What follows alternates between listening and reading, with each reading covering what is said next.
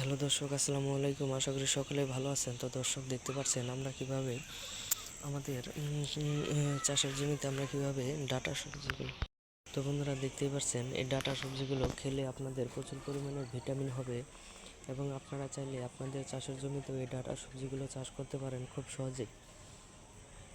তো বন্ধুরা, আমরা কিন্তু অনেকটা জমিতে আমরা এই ডাটা সবজিগুলো চাষ করেছি। তো বন্ধুরা দেখতেই পাচ্ছেন প্রচুর পরিমাণে।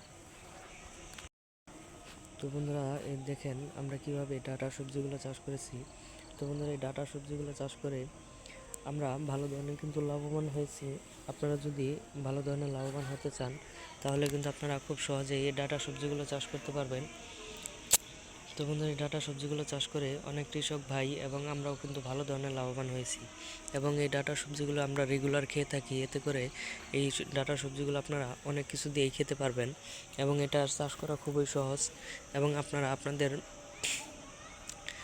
বাড়ির পাশে চাষের জমিতে আপনারা চাষ করতে পারেন। এটা বাজার থেকে ডাটা সবজির বীজগুলো কিনে আনার পরে সেইগুলো একটি চাষের জমিতে হাল চাষ করে ছিটিয়ে রোপণ করে দিলেই এই ডাটা সবজিগুলো হয়ে যাবে। যখন একটু একটু বড় হয়ে যাবে তখন আপনারা এগুলোতে পানি দিয়ে দিবেন যাতে করে গাছগুলো আরও দ্রুত বড় হয়ে যায়। তো বন্ধুরা, এভাবে আপনারা ডাটা সবজিগুলো চাষ করতে পারেন। ধন্যবাদ সকলকে, সকলে ভালো থাকবেন। আসসালামু আলাইকুম।